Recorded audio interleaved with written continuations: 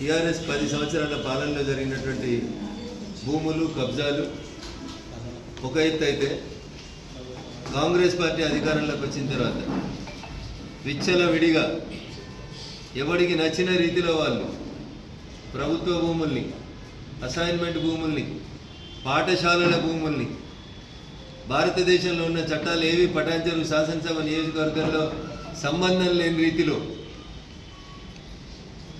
అసాంఘిక కార్యకలాపాలకి అధికారంలో ఉన్నటువంటి కొంతమంది ప్రజాప్రతినిధులు పాల్పడడం అనేది బాధాకరమైనటువంటి విషయం. నేను ఒక దినపత్రికలో రిపోర్టర్గా పనిచేసినప్పటి నుంచి 2 రోజుల క్రితం అర్ధరాత్రి కూలగొట్టినటువంటి స్కూల్ కాంపౌండ్ వాళ్ళ విషయంలో కానీ, స్కూల్ భవన నిర్మాణం విషయం లోపల కానీ ప్రజల పక్షాన నిలబడి పాఠశాల ఎప్పుడో 1960 కంటే ముందు కట్టినటువంటి పాఠశాల, అక్కడ ఒక శిలాఫలకం ఉంటుంది. 1962లో అప్పటి జిల్లా పరిషత్ ఉన్నతాధికారులు ఇంకొక 2 రూములు ఎక్స్టెన్షన్ చేసినందుకు ఆ రోజుల్లో 2 రూములు కట్టడానికి 10,000 రూపాయలని 1962లో జిల్లా పరిషత్ నిధుల నుంచి మంజూరు చేసి పటాన్చెరు నడిబడ్డున ఒక సుమారు 4 ఎకరాల పైచీలకు ప్రభుత్వ బాలుర పాఠశాలల్ని మెయింటైన్ చేస్తుంటే స్వార్థం కోసం కొంతమంది వ్యక్తులు అధికారులను తప్పుదోవ పట్టించి జాతీయ రహదారి పనులు జరుగుతున్నాయి కాబట్టి అన్నింటినీ జాతీయ రహదారి ఖాతాలో రాద్దామని, ఆ భూమిని కబ్జా చేయాలని, దాంట్లో వ్యాపారం చేసుకోవాలని కొంతమంది అమాయకులైనటువంటి వ్యక్తులని కోర్టులో కేసున్న విషయాన్ని కూడా తప్పుదోవ పట్టించి రాత్రికి రాత్రి కూలగొట్టడం జరిగింది. నేషనల్ హైవే మీద జరుగుతున్న ఈ తతంగానికి ఆ రోజు రాత్రి జిల్లా కలెక్టర్ గారికి ఫోన్ చేసినాం, డీసీపీ గారికి ఫోన్ చేసినాం. పోలీసు ఉన్నతాధికారులు జోక్యం చేసుకున్న తర్వాతనే ఆ రాత్రి అక్కడి నుంచి మిషనరీ బయటకు పోయింది తప్ప అంతకుముందు పోలేదు. బాధాకరమైన విషయం ఏంటంటే ఈడున్న మీడియా మిత్రులతో సహా పటాన్చెరులో ఉన్న పౌర సమాజంలో అందరికీ తెలుసు, ముందున్నటువంటి డబ్బాలకి వెనకాల ఉన్నటువంటి స్కూల్ కాంపౌండ్ వాళ్ళకి మధ్యన సుమారు 10 ఫీట్ల గ్యాప్ కనబడతా ఉంది. రోడ్డు విస్తరణలో భాగంగా ఇక్కడే నేను కూర్చొని నేషనల్ హైవే అధికారులతోటి ఇతర అధికారులతో మాట్లాడినప్పుడు రోడ్డు విస్తరణకు అడ్డంగా ఉన్నటువంటి కరెంటు స్తంభాలని షిఫ్ట్ చేస్తామని చెప్పి ఆ రోజు ఎలక్ట్రిసిటీ అధికారులు అందరూ కూడా ఇక్కడే కింది ఫ్లోర్లో, గ్రౌండ్ ఫ్లోర్లో జరిగిన సమావేశం లోపల చెప్పింది. దాంట్లో భాగంగా జాతీయ రహదారి విస్తరణలో భాగంగా రోడ్డు మధ్యలో ఉన్నటువంటి లేదా రోడ్డు బౌండరీలో ఉన్నటువంటి కరెంటు స్తంభాలని తీసి స్కూల్ కాంపౌండ్ వాళ్ళు బయటనే వేసిరు, కొత్తగా వేసినాయి. అంటే నేషనల్ హైవే బౌండరీ ఎక్కడి వరకు వస్తుందో ఒక్కసారి అందరూ ఆలోచించుకోవాలి. జిల్లా కలెక్టర్ గారు వచ్చి విజిట్ చేయాలి. తహసీల్దార్కి చెప్పినా చూస్తాము. 100 కోట్ల విలువ చేసేటువంటి ప్రభుత్వ పాఠశాల భూమి విషయంలో జిల్లా కలెక్టర్ గారి స్పందన తీరు కానీ, రెవెన్యూ యంత్రాంగం స్పందన కానీ బాధాకరమైనటువంటి విషయం. కొంతమంది కబ్జాకోరులకి వత్తాసు పలికే రీతి లోపల జిల్లా రెవెన్యూ యంత్రాంగం పనిచేసింది తప్ప ఇంకొకటి కాదు. కాంపౌండ్ వాళ్ళు బయటనే జాతీయ రహదారి ఎక్స్టెన్షన్ వాళ్ళు కాంట్రాక్టర్ కొత్త పోల్స్ వేసిపోతే స్కూల్ కూడా కొట్టాల్సిన అవసరం ఎన్హెచ్ఓలకు ఏమొచ్చిందనే చెప్పాలి, లేదా కాంట్రాక్టర్కి ఏమొచ్చిందని చెప్పాలి. ఒకవేళ నిజంగా నిజాయితీగా ఆ స్కూల్ కూలగొట్టడం అనేది జాతీయ రహదారి విస్తరణ కోసమే అయితే పొద్దుగల 6 గంటలకు మొదలు పెట్టనుంటి రాత్రి పూట చేసిరంటేనే మీరు దొంగల్లాగా పనిచేసిరు. మీ ప్రవర్తన దొంగల్లాగా పనిచేసినట్టు కనబడుతుంది. మాంసం తింటున్నామని మెడల బొక్కలు వేసుకోవడం ఎవడు కూడా. అక్కడ ఉన్నటువంటి వ్యక్తులు ఎవరైతే కొందరు ఆ భూమిని కబ్జా చేయడానికి దశాబ్దాల నుంచి ప్రయత్నం చేస్తుండ్రో వాళ్ళు ఒక చిల్లర మల్లర రాజకీయం చేసేటువంటి ప్రయత్నం చేసింది. కాంపౌండ్ వాళ్ళ తర్వాత స్కూల్కి మధ్యన, కాంపౌండ్ వాళ్ళకి మధ్యన సుమారు మళ్ళీ 10 ఫీట్ల స్థలం ఉంది. కాంపౌండ్ వాళ్ళు కనబడుతుంది ఫోటోలో, కొత్తగా వేసిన కరెంటు స్తంభాలు కనబడుతున్నాయి ఫోటోలో. ఏం రోగం వచ్చిందని రాత్రి గులగొడతాడు. నేషనల్ హైవే గులగొడితే కలెక్టర్ కంప్లైంట్ ఇవ్వాలి అన్న, ఇది డిస్మెంటల్ చేసినటువంటి స్కూల్. ఈ బ్లూ షీట్స్ ఉన్నాయని రోడ్డు పక్కన ఉన్నటువంటి కొంతమంది చిన్న చిన్న వ్యాపారాలు వేసుకున్న డబ్బాలు. ఈ బ్లూ షీట్కి తర్వాత ఇక్కడ ఒక కాంపౌండ్ వాల్ కనబడుతుంది. నేను ఈ ఫోటో మీకు సర్క్యులేట్ చేస్తాను, స్కాన్ చేసి మీకు అందరికి పంపిస్తాను.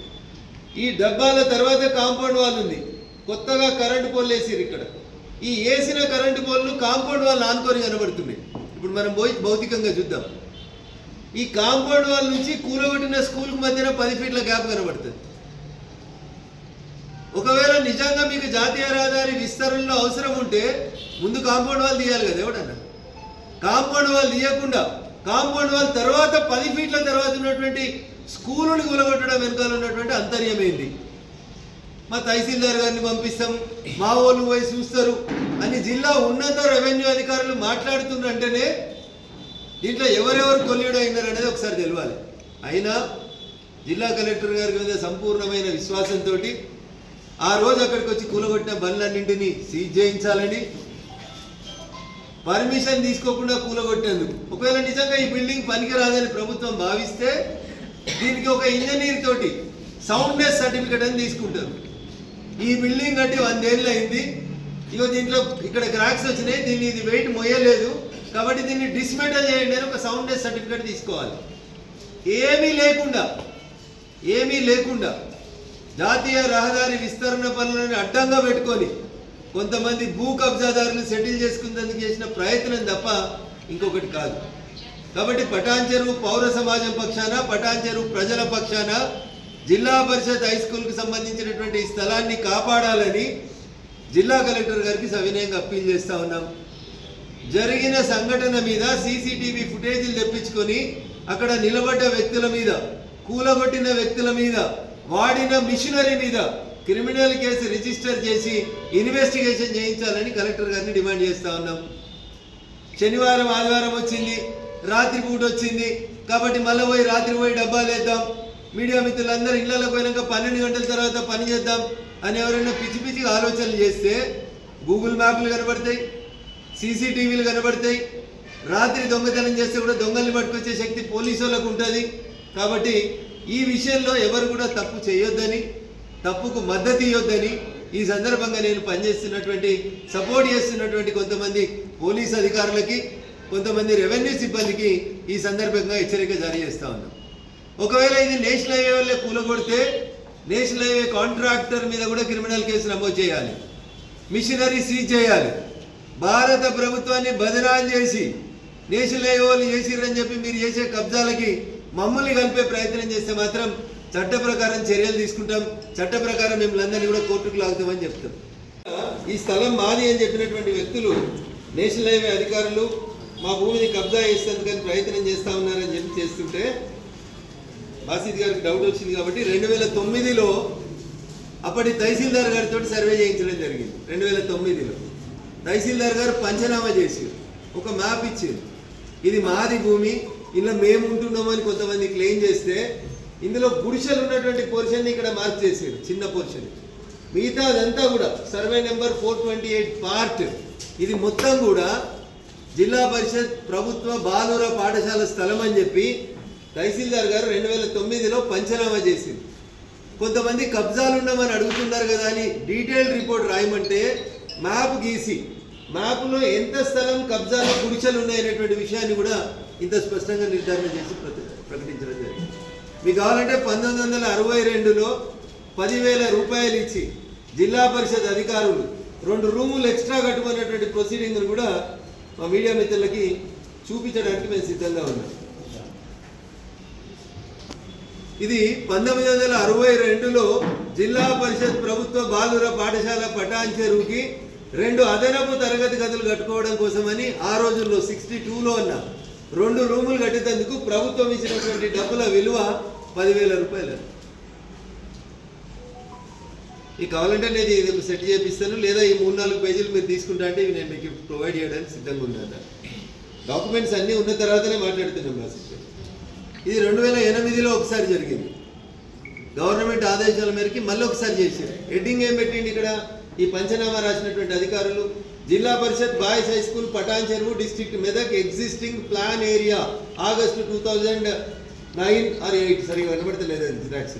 ఇక్కడ క్లాస్ రూములు 5th క్లాస్ 7 ఉంది, 6th క్లాస్ 7 ఉంది, క్లాస్ రూములతో సహా ఏ రూములో ఏ క్లాసు నడుస్తుంది కూడా ఇంత డీటెయిల్గా ఎగ్జామినేషన్ తోటి పంచనామా చేసి అప్పుడు ఉన్నటువంటి రెవెన్యూ అధికారులు ఇచ్చినటువంటి మ్యాపింగ్.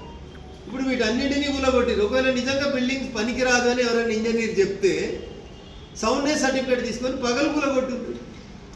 నేషనల్ హైవే వాళ్ళకి ఏమవసరం ఉంటుంది? కాంపౌండ్ వాళ్ళు బయటనే మీరు కరెంటు స్తంభాలు వేస్తున్నారు కదా, మీరు కాంపౌండ్ వాళ్ళు లోపల 10 feet పై స్కూల్ ఎందుకు కూలగొడుతున్నారు? ఎందుకు నేషనల్ హైవే అనే పేరు ఎందుకు వాడుతున్నారు? అంటే ఇక్కడ రోడ్డు మీద పని నడుస్తుంది కాబట్టి ఏ జరిగినా వాళ్ళ ఖాతాలోనే నూకేద్దామని కబ్జా చేద్దాం అనుకున్నటువంటి కొంతమంది వ్యక్తులు చేసినటువంటి కుట్రగా దీన్ని చూస్తూ ఉన్నాం. మేము 3, 3, 6, 3, 9, 10, 13 గుడిసెలు ఉన్నాయి ఇక్కడ మొత్తం. వాళ్ళు గుడిసెల బొమ్మలు కూడా క్లియర్గా చూపించు. ఇది ఇప్పుడు ఏదో కోర్టు కేసు కోసం పంచాయతీ కోసం కాదు, గవర్నమెంట్ కోర్టులో ఇచ్చిన అఫిడవిట్లో కాపీలు ఇవ్వండి. 13 గుడిసెలు ఉన్నట్టు ఇక్కడ డిమార్కెట్ చేసి కూడా చూపించింది. కాబట్టి దయచేసి మీడియా మిత్రులకు కూడా మా విజ్ఞప్తి, భారత ప్రభుత్వానికి నేషనల్ హైవే డిపార్ట్మెంట్కి కూల్చివేతలకి సంబంధం లేదు. ఒకవేళ ఉంటే, మళ్ళీ చెప్తున్నా, ఒకవేళ ఉంటే లోకల్ సిట్టింగ్ ఎంపీగా నేషనల్ హైవే అధికారుల మీద కూడా కేసులు పెట్టమని చెప్పి నేనే జిల్లా కలెక్టర్ గారికి, జిల్లా ఎస్పీ గారికి రాతపూర్వకమైనటువంటి కంప్లైంట్ ఇస్తాను. నాకు తెలిసి ఈపాటికే కేసులు నమోదైనాయని నేను అనుకుంటున్నాను. ఒకవేళ నమోదు చేయకపోతే రేపు రాతపూర్వకమైనటువంటి కంప్లైంట్లు తీసుకొని ఈ జడ్జిమెంట్ కాపీలు మ్యాప్లన్నీ తీసుకొని జిల్లా కలెక్టర్ గారికి ఒకటి, ఎస్పీ గారికి ఒకటి ఇచ్చి నేను స్థానిక ప్రజాప్రతినిధిగా కేసు నమోదు చేయమని మళ్ళీ అడుగుతాను. కాబట్టి దయించి సహకరించాల్సిందిగా మా మీడియా మిత్రులకు విజ్ఞప్తి. We are not against any petty vendor or small vendor. Road పక్కన గుడిసెలు వేసుకొని డబ్బాలు వేసుకొని వ్యాపారం చేసుకునే వాళ్ళకి మేము వ్యతిరేకం కాదు. కానీ దాని ముసుగులో భూములు కబ్జా చేస్తామని ఎవరన్నా అంటే మాత్రం 100% దాన్ని అడ్డుకుంటాం, నిలబడి. అది కాదు అని నేను కాదు చెప్పాల్సి. గౌరవ సర్వోన్నత న్యాయస్థానం, ఈ దేశంలో అందరికంటే పెద్ద న్యాయస్థానం అయినటువంటి సుప్రీంకోర్టే వాళ్ళు వేసినటువంటి స్పెషల్ లీవ్ పిటిషన్ని డిస్మిస్ చేసింది.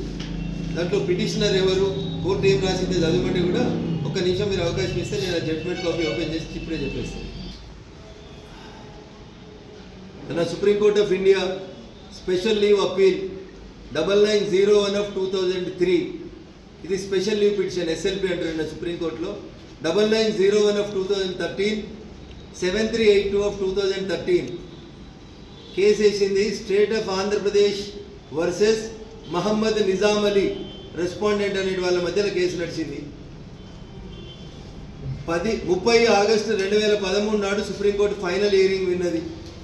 ఫైనల్ హియరింగ్ విని దీంట్లో ఇచ్చింది ఏంటంటే, జడ్జిమెంట్ రాసిన ఆర్డర్ ఏంటంటే, special leave granted. In the mean time the impugned judgement will remain stayed. మాది అని భూమి క్లెయిమ్ చేస్తున్న వాళ్ళకి సంబంధించిన జడ్జ్మెంట్ ఏవైతే వచ్చిందో దాన్ని స్టే చేస్తున్నామని సుప్రీంకోర్టు 2013లో ఇచ్చినటువంటి ఎస్ఎల్పి ఆర్డర్ కాపీ. దీని తర్వాత ఇంకెవరి దగ్గర ఏమైనా ఆర్డర్లు ఉంటే ఖచ్చితంగా మాట్లాడడానికి, వినడానికి మేము సిద్ధంగా.